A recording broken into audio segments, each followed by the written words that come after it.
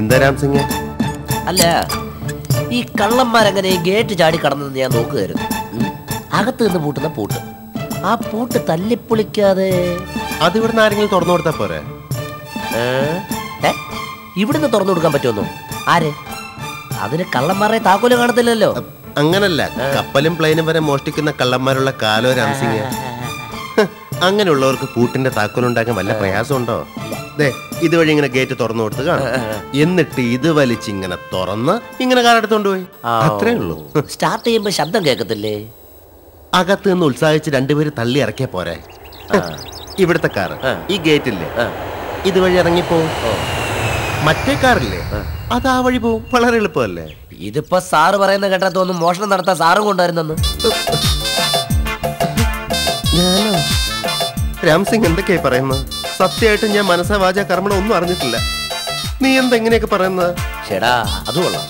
ഞാൻ ആലങ്കാരികമായി ഒന്നും പറഞ്ഞു എന്ന് വെച്ച് സാർ ഇങ്ങനെ പേടിക്കുന്ന എന്തിനാ? സ്വന്തം വീട്ടിൽ നിന്ന് മോഷണം നടത്താൻ ആരെങ്കിലും കൂട്ടിയില്ല.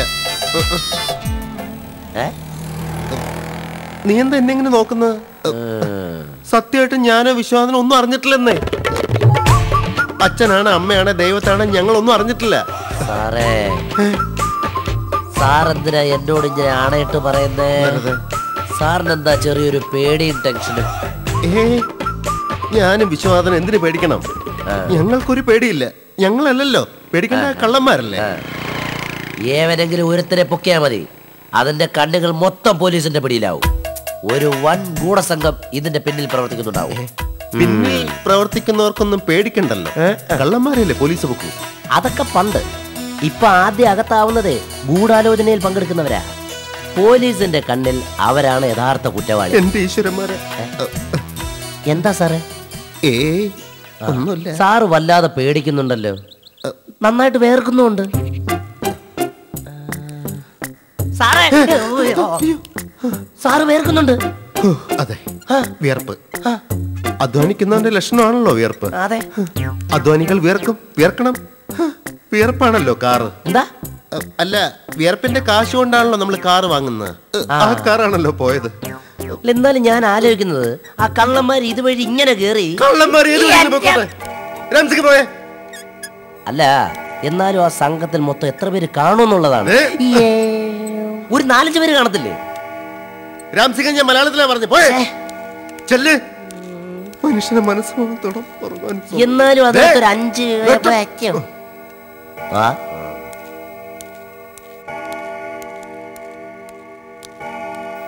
ഗൂഢാലോചനക്കാരെ ശിക്ഷിക്കാൻ വകുപ്പുണ്ടോ? അല്ലെങ്കിലും ഗൂഢാലോചന അല്ലല്ലോ.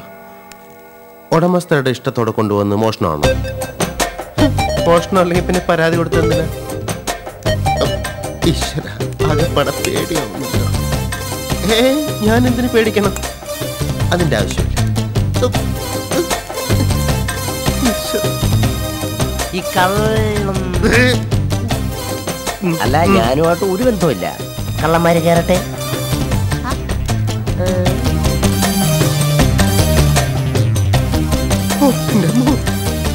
ഞാൻ അന്ന് ഗേറ്റ് പരിശോധിച്ചുകൊണ്ട് നിന്നപ്പം നരേന്ദ്ര സാറിന് ആകെ ഒരു ടെൻഷൻ ഉണ്ടായോ എന്നൊരു സംശയം.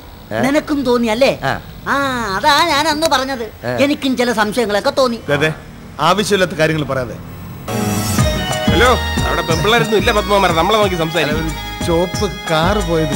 ആഹാ, അത് ചോപ്പ് കാറൊന്നും അല്ല, ചോപ്പ് ചുരിദാറിട്ട് ഒരു പെൺകുട്ടി പോയതാ. അപ്പൊ പറഞ്ഞു വന്നത്, അളിയനെ നരേന്ദ്രൻ സാറിനൊക്കെ വെറുതെ കുറ്റപ്പെടുത്തി സമയം കളയാതെ കാർ എങ്ങനെ കണ്ടുപിടിക്കാൻ നമുക്ക്. അത് ശരിയാണ്. ലീലാവതി ചേച്ചിയും സതി ചേച്ചിയും കൂടെ ചില തീരുമാനങ്ങളൊക്കെ എടുത്തു കേട്ടു. ഈ മോഷണം കൊണ്ട് നാടിനുണ്ടായ ഗുണം എന്തെന്ന് വെച്ചാൽ അവരുടെ താൽക്കാലികമായ ഒന്നിപ്പാ.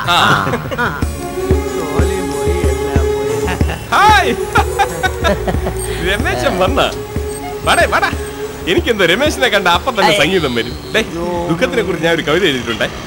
ദുഃഖിച്ചാൽ ഉറക്കം വരും, ഉറക്കം പോകാൻ മുഖം കഴുകണം, മുഖം കഴുകാൻ വെള്ളം വേണം, വെള്ളം നല്ല കാര്യം. മുഖം കൊന്നുകളയും ഞാൻ. നമ്മൾ സ്റ്റേഷനിൽ തന്നെ എന്ന് കണ്ട് പറയുന്നതാ നല്ലത്. അത് വേണ്ട, സ്റ്റേഷനിൽ പോണ്ട, നമുക്ക് വഴിയിൽ കാത്തു നിൽക്കാം. എനിക്കറിയാം പേടി, അങ്ങനെ പേടി. അന്ന് ബോധം കെട്ട് വീണ്. ഓക്കെ ഓക്കെ ഓക്കെ ഓക്കെ, നമുക്ക് ഫ്രണ്ട്ലി ആയിട്ട് തന്നെ നീങ്ങാം. ഒരുമിച്ച് നിന്നാ നമുക്ക് തന്നെ കൊള്ളാം. അത് തന്നെ എനിക്കും പറയാനുള്ളത്. കൂടുതൽ മുട്ടണ്ട, കുറച്ച് ഗ്യാപ്പൊക്കെ ഇടാം.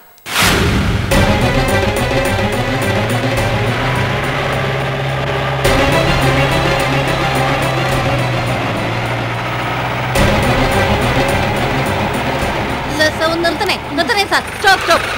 എന്താ? നമസ്കാരം സാർ.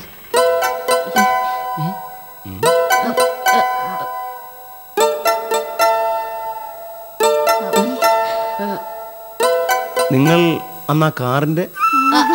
അതെ സാർ, ഇപ്പോഴും ആ കാറിന്റെ കാര്യം അന്വേഷിക്കാനാ ഞങ്ങൾ നിൽക്കുന്നത്. അതൊന്നും സെറ്റിൽ ആയില്ലേ? ഇതിപ്പോ കാർ മോഷ്ടിച്ച കാര്യം തിരക്കാനാ. ആരാ കാർ മോഷ്ടിച്ചത്? അയ്യോ, അത് സാറല്ലേ കണ്ടുപിടിക്കണ്ടേ. എന്താ? അയ്യോ സാർ, ചൂടാകരുതേ. പോലീസിനോട് സംസാരിക്കേണ്ട രീതിയൊന്നും ഞങ്ങൾക്ക് അത്ര പിടിയില്ല. നിങ്ങൾക്ക് എന്താ? എന്ത് വേണം? ഞങ്ങളുടെ കാറ് അത് മോഷ്ടിച്ചതിന് കേസ് തന്നിരുന്നില്ലേ? ഞങ്ങളുടെ ഭർത്താക്കന്മാർ അവിടെ വരികയും ചെയ്തിരുന്നു. അതെ. കാറുകളോ? ഏത് കാറുകൾ? അയ്യോ, പുതിയ ചെവല അല്ലേ, ചുവപ്പ് car, AL 5000. Original Japan engine. എന്റെ കാറ് നമ്പർ. അങ്ങനെ 2 കാറുകൾ പോയെന്ന് കംപ്ലൈന്റ് ചെയ്തിരുന്നു. ഏത് സ്റ്റേഷനിൽ? സാറിന്റെ സ്റ്റേഷനില്. നിങ്ങൾ ആളെ കളിയാക്കുന്നു. അയ്യോ, എന്താ സാറേ? 2 കാറുകൾ കളവ് പോയെന്ന് ആര് പരാതി തന്നെന്നാ നിങ്ങൾ ഈ പറയുന്നേ? അയ്യോ, ഞങ്ങളുടെ ഭർത്താക്കന്മാര്. എന്നാ കേട്ടോ, അങ്ങനെയുള്ള ഒരു പരാതിയും ഞങ്ങൾക്ക് കിട്ടിയിട്ടില്ല. അയ്യോ സാറേ, ഞങ്ങളെ കൈവെടിയരുത്. ഞങ്ങളുടെ ആശ്രയായിരുന്നു സാറേ ആ കാറുകള്. സാറേ, ഈ കണ്ണു ദൃഷ്ടിയാണ്, ഭൂമി ദേവിയാണ്, ആകാശത്തിനാണ്, സാറിനാണ് സത്യം. ഞങ്ങളുടെ കാറ് മോഷ്ടിച്ചോണ്ട് പോയി. ഓ സാറേ, ഞങ്ങളും ഞങ്ങളുടെ ഭർത്താക്കന്മാരും കള്ളം പറയൂല. കള്ളം പറയില്ല സാർ, സത്യം സത്യം.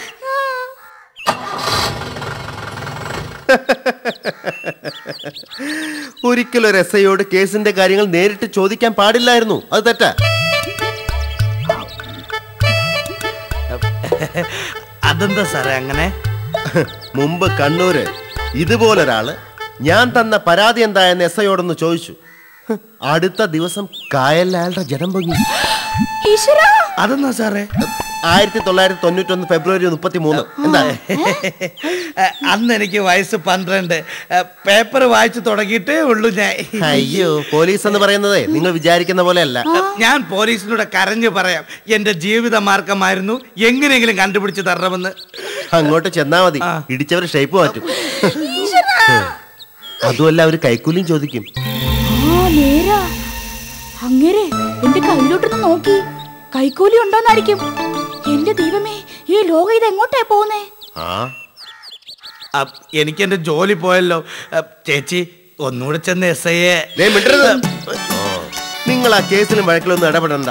വീട്ടിൽ ഗൃഹനാഥന്മാരുള്ളപ്പോ ബാക്കിയുള്ളവർ കേസിനെ കുറിച്ച് അന്വേഷിക്കുക, അത് SIമാർക്ക് തീരെ ഇഷ്ടമില്ലാത്ത കാര്യ അല്ലേ? അതൊക്കെ ഞങ്ങൾ നോക്കിക്കോളാം. ഒരു കാരണവശാലും നിങ്ങൾ ഇനി SIയോട് സംസാരിക്കരുത് അല്ലേ? അതെ അതെ. അഥവാ നിങ്ങൾ ഇനി എന്തെങ്കിലും ചോദിച്ചാലും ഏത് കാറ്, എന്ത് കാറ്, കേസേ വന്നിട്ടില്ല, ഏത് വിശ്വനാഥൻ, ഏത് നരേന്ദ്രൻ എന്നൊക്കെ അങ്ങേര് ചോദിച്ചളയും അല്ലേ? അതെ. അയ്യോ, പഠിച്ച കള്ളന്മാരല്ലേ പോലീസ്. അതെ. അല്ല, ഒന്നുകൂടി SI കണ്ടിട്ട്. ലീലാവതി, വേണ്ട. തലയിരിക്കുമ്പോ വാലാടണ്ട. അതൊക്കെ ഭർത്താക്കന്മാരെ കൊച്ചാക്കുന്നതിന് സമമാ. പക്ഷെ ഭർത്താക്കന്മാരെ ഇതിലൊന്നും വലിച്ചഴക്കാതെ ഭാര്യമാർ തന്നെ കേസിന്റെ കാര്യങ്ങളിൽ ഇടപെടുന്നത് അതൊരു സഹായമല്ലേ? നിന്നോടൊന്നും ചോദിച്ചില്ല. ഓക്കെ, ഞങ്ങൾ ഏറ്റു.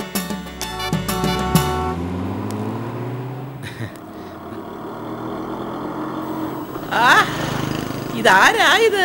വിശ്വനാഥനോ? വരണം വരണം വരണം, ഇരിക്കും വിശ്വനാഥ. പിന്നെ ഞങ്ങള് രണ്ടുപേരും കൂടി വരണമെന്നാ കരുതിയത്. എന്നാ പിന്നെ സതിയെ കൂടി കൊണ്ടുപോരാ മേലായിരുന്നു. അയ്യോ, സതിയല്ല, പിന്നെ ഞാനും നരേന്ദ്രനും. പിന്നെന്താ ഒരു കള്ളം മാത്രം ഇങ്ങ് വരാമെന്ന് വിചാരിച്ചത്? എന്റെ ആ കാറ് ഒരു ദിവസത്തേക്കൊന്ന് വിട്ടു തരണം. അത് ശരി. കാറിന്റെ ക്രേസ് ഭാര്യമാരിൽ നിന്നും ഭർത്താക്കന്മാരിലേക്ക് പകർന്നോ വിശ്വനാഥ? അയ്യോ അതല്ല ചേട്ടത്തി, ആ, ഒന്ന് കറങ്ങാനാ, ഒരു ദിവസത്തെ ഒരു പിക്നിക്ക്. ആയിക്കോട്ടെ, ഞാൻ ഇപ്പൊ തന്നെ റിസപ്ഷനിൽ വിളിച്ചു പറയാം. താക്കോൽ അവിടെ ചെന്ന് വാങ്ങിക്കോണം. Wish you a very happy journey. Thank you ചേട്ടത്തി, താങ്ക് യു. പോട്ടെ. ഉല്ലാസേ, നമ്മുടെ ആ 5000ന്റെ താക്കോലൊന്ന് ഉല്ലാസമായിട്ട് വിശ്വനാഥന് കൊടുത്തേരെ, അങ്ങോട്ട് വരുന്നുണ്ട്.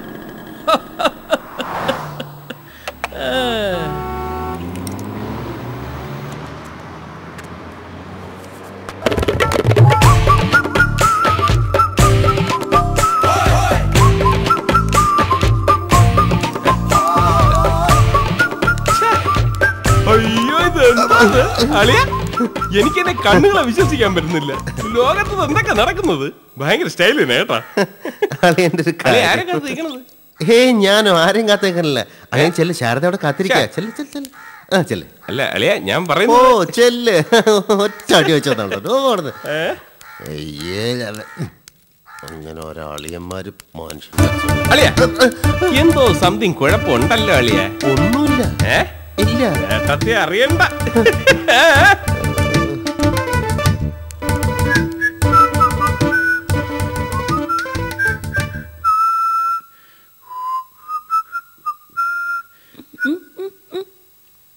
വിശ്വട്ടാ, എങ്ങോട്ടാ പോകാൻ പോണേ? ചുമ്മാ വെറുതെ വീട്ടിലിരുന്ന് ബോറടിച്ചു, അതിനായി പാട്ടും കൂത്തും ഒക്കെ. സത്യം പറഞ്ഞ എന്റെ കാറ്, ആ കാറ് പോയതിന്റെ ദുഃഖത്തിൽ എനിക്ക് ആഹാരം പോലും കഴിക്കാൻ തോന്നുന്നില്ല. അപ്പോഴായി അണിഞ്ഞൊരുങ്ങല്.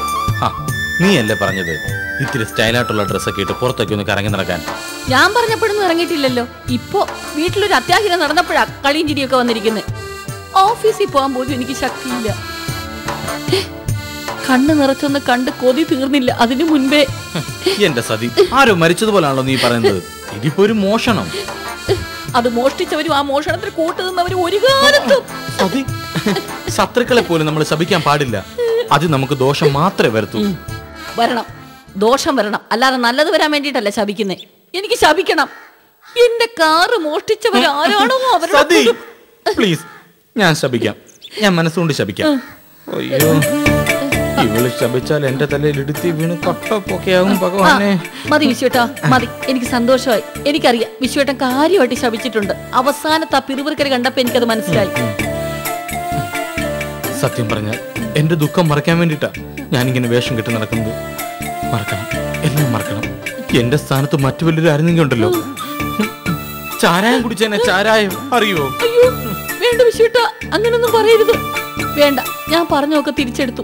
വിശ്വേട്ടൻ വിഷമിക്കാതെ സന്തോഷം അഭിനയിച്ച് തന്നെ നടക്കണം. രണ്ടുപേരും ദുഃഖിച്ച വീട് പോവും. ഗ്രഹനാഥന്റെ മനസ്സൊലയാൻ പാടില്ല. ചേട്ടനൊന്ന് കറങ്ങി അടിച്ചിട്ട് വരണം. ദുഃഖം മറക്കണം. പോണം. അല്ലെങ്കിൽ വേണ്ട, ഇവിടെ ഇരുന്ന് തന്നെ ഞാൻ ദുഃഖിക്കാം. വേണ്ട വിശ്വേട്ടാ, ഞാൻ സമ്മതിക്കില്ല. വിശ്വേട്ടൻ ചെന്നേ, ഞാൻ പറഞ്ഞ പോലെ. ശരി, നിനക്ക് നിർബന്ധമാണെങ്കിൽ ഞാൻ.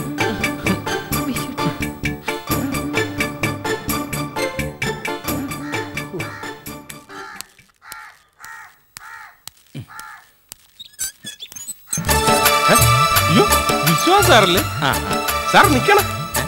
എനിക്കാകെ ഒരു കൺഫ്യൂഷൻ. സംഗതി എന്തോന്ന് അവിടെ അളിയനും അടിപൊളിയൊക്കെ ആയിട്ട്. അല്ല, എനിക്കൊന്നും അങ്ങോട്ട് പിടികിട്ടുന്നില്ല. നിനക്കൊന്നും പിടികിട്ടുന്നില്ല അല്ലേ കൂട്ടാ? ഞാൻ വിശ്വനാഥൻ. ഇത് സാധാരണ വിശ്വാസം സാറല്ല. സ്പ്രേയുടെ മണം, ഭയങ്കര മണം. വിശ്വാസം സാറിന് ഇതൊന്നും മാച്ച് ചെയ്യില്ല സാർ. സുഗുണ, സൗന്ദര്യം എന്ന് പറയുന്നത് കാണുന്നവരുടെ കണ്ണിലാണ്. മാച്ച് ചെയ്യുന്നില്ല എന്ന് സുഗുണന്റെ കണ്ണില്. മറ്റൊരാൾക്ക് ചിലപ്പോ നല്ല ചേർച്ചയായിട്ട് തോന്നും. അപ്പോ കാഴ്ചയുടെ പ്രശ്നം അതാണ്. മാറും. എന്തോ കുഴപ്പമുണ്ട്. സ്പ്രേ അടിച്ച് നടക്കണ്. അയ്യേ, എനിക്കിത് കേട്ടിട്ട് കാരെന്നൊരു വിറയിൽ അങ്ങോട്ട് വിറച്ച് കയറുക. ഇതങ്ങനെ വിട്ടാൽ പറ്റത്തില്ല. അവന്മാരോട് ചോദിക്കണം. ബാക്കിയുള്ളവര് കാറേന്നും പറഞ്ഞ് അലഞ്ഞു തിരിഞ്ഞ് നടക്കുമ്പം അവന്മാർ അടിപൊളി ഡ്രസ്സ് വിട്ട് കറങ്ങാൻ പോയിരിക്കുന്നു. അത് കൊള്ളാം. അത് തന്നെ. സന്ധ്യയ്ക്ക് മുമ്പ് വീട്ടിൽ തിരിച്ചു വരികയും ചെയ്തു. എനിക്ക് ഭയങ്കര സന്ദേഹമായിരിക്കുന്നു. രണ്ടുപേരും ഒരുമിച്ച് തന്നെ ആയിരിക്കും പോയത്. വീട്ടിനകത്തിരിക്കുമ്പോഴുള്ള വിഷമം തീർക്കാൻ പോകുന്ന അളിയൻ ചേച്ചിയോട് പറഞ്ഞത്. വിഷമം താരക്ക് തീ പിടിക്കുമ്പോഴല്ലേ വീടി കത്തിക്കുന്നത്. ഞാൻ രാവിലെ കടയിൽ നിന്ന് വരുമ്പോ അളിയൻ ജംഗ്ഷനിൽ കുറുവി നിൽക്കുന്നു. അപ്പോഴേ എന്റെ നെഞ്ചിലൊരു ഉൾവിളി, ഇതത്ര പന്തിയല്ലോ എന്ന്. ഞാൻ ചില കാര്യങ്ങളൊക്കെ ചോദിച്ചിട്ടും അളിയൻ പിടി തന്നില്ല. അളിയനാവുമ്പോ നമുക്ക് അധികം അംഗീകാരം മേയാൻ പറ്റൂല്ലോ. നമ്മുടെ നിലനിൽപ്പും കൂടെ നോക്കണ്ടേ. ഗേറ്റിലെത്തിയപ്പോ വിശ്വാസം സാർ നിൽക്കുന്നു. നിങ്ങളാണ് സത്യം. രണ്ടുപേരും കണ്ട കോളേജിൽ പഠിക്കുന്ന പിള്ളേരാണെന്നേ പറയുന്നു. എല്ലാം ചേർത്ത് വെച്ച് നോക്കുമ്പോ ഞാൻ പറഞ്ഞില്ലേ, പല സംശയങ്ങളും മണക്കുന്നുണ്ട്. എന്തോ ചില പ്രശ്നങ്ങളുണ്ട്. ലീലാവിച്ചേട്ടത്തിന് സഹിച്ചുണ്ടല്ലോ. SI കാണാൻ വീണ്ടും പോയിട്ടുണ്ട്. പോയിട്ട് വരട്ടെ, അപ്പൊ അറിയാൻ കാര്യങ്ങൾ. ആ രമേശനെ കാണാറില്ലല്ലോ. എന്റെ കവിതയെ പേടിച്ച് നരേന്ദ്ര അളിയന്റെ വാലായിട്ട് നടക്കുകയാണ്. അയ്യോ, ഇടിവണ്ടി വരുന്നുണ്ടെന്ന് തോന്നുന്നു. അയ്യോ, എനിക്ക് കയ്യും കാലും വിറയ്ക്കുന്ന പോലെ. പേടിക്കണ്ട, എനിക്ക് ഇതൊക്കെ നല്ല ശീലമാ. ഇടിവണ്ടി എത്തി, ഇടിവണ്ടി എത്തി. അയ്യോ, എന്റെ വിറയിൽ കൂട്ടി കൂടി വരുന്നു. ധൈര്യമായിട്ട് ധൈര്യമായിട്ട് വരട്ടെ. സാർ ഒന്ന് നിർത്തണേ, നിർത്തണേ. അത് ശരി, വീണ്ടും വന്നിരിക്കുകയാണല്ലോ. എന്ത് വേണം? അയ്യോ സാർ, കുറച്ച് വെള്ളം വേണം. വല്ലാത്ത ദാഹം. എനിക്ക് പേടി കൂടിയിട്ടേ. നിങ്ങൾ എന്ത് ഭാവിച്ചോണ്ടാ? ധൈര്യം, കാര്യങ്ങൾ ധൈര്യത്തോടെ നേരിടണം. സാർ, മറ്റൊന്നും സാർ ഞങ്ങളെ കുറിച്ച് വിചാരിക്കുന്നു. എന്താ ഇത്? കൈക്കൂലി. സാർ നോക്കണം, കുറവാണെങ്കിൽ പറഞ്ഞാൽ മതി, എത്ര വേണോ ഞങ്ങൾ തരാം.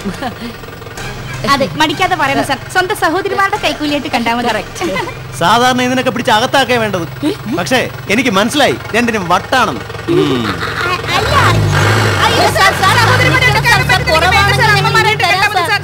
അയ്യോ, ഇയാൾ എന്ത് ഇങ്ങനെ? തപ്പി വല്ലതും ഉണ്ടെങ്കിൽ തിരിച്ചു വരുമ്പോ